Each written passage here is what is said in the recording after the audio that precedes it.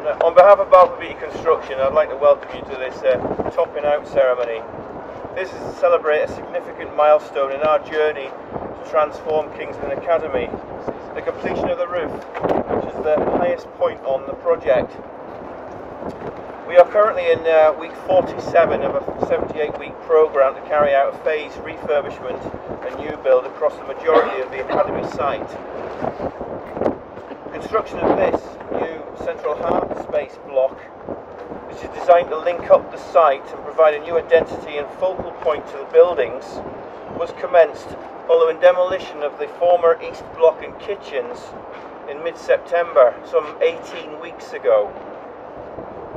We are currently pressing on with a fit out and surrounding external works on this second phase of the works, and programmed to be completed in another 10 weeks.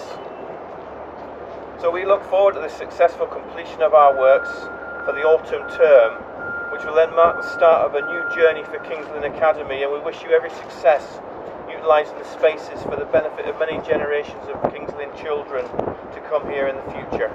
Thank you.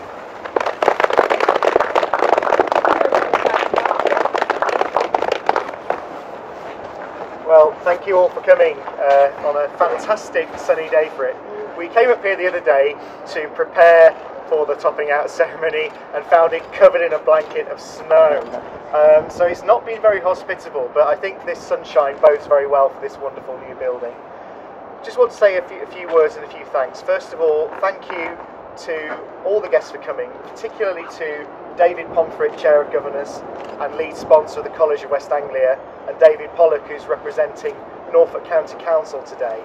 Without the college and the council, none of this would be happening today, because they've put their weight behind this project, their commitment, and we're so grateful to them for helping to turn this project into something that will be wonderful for the whole of King's Lynn. It's very fitting that it's called King's Lynn Academy, because the more I see this building develop, the more I think it's for everybody in the town.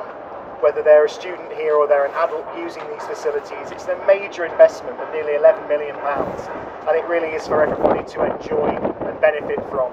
Also to representatives from the primary schools, Andy here from Howard Infants and Helen Dew representing West Winch, just two of our partner primaries.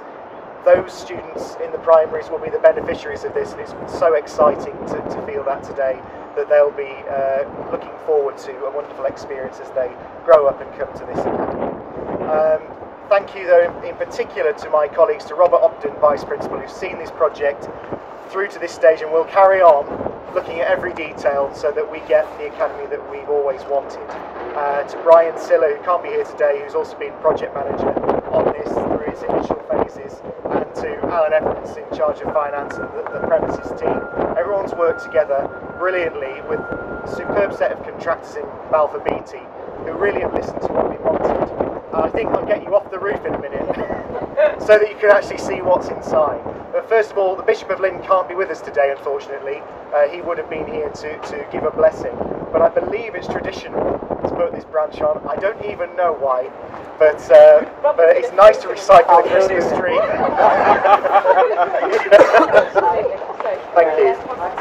I have to say that when they started talking of a topping out ceremony and sticking a tree on top of the building, I really thought they were winding me up. I just thought this was just another effort to sort of get Ogden on the rampage or whatever. So I did what everybody does when you're told something like that. I googled it and discovered that actually it is a global tradition. It happens all over the world, and that its roots seem to be, literally its roots have gone, but its roots seem to be steeped in a variety of different ways depending where you come from. There is one school of thought that says it is about the fact that we will have removed trees and environmental things in order to create your building, which of course we haven't done here, and we've actually done the opposite, because we've managed to preserve trees in the two compounds, so we're quite pleased about that. But I think it is nice to have some recognition that, you know, the building has replaced something that was natural, and that we shouldn't forget that we still have the natural environment. And there is another school of thought which has Scandinavian roots, which has a great appeal to me, as some of you will know, and that is about the tree and the building being coming together as a representation of the relationships of everybody who's been involved in putting up the building, so you know, the contractors and those of us who want it. So that's my little bit of your history lesson today, and I think I'm going to stick it in something here. And hope it stays and don't let go, I think, really is the task. Craig, do you want to come and hold on to it? Hold it together. Might be right through. Mark, are you joining us?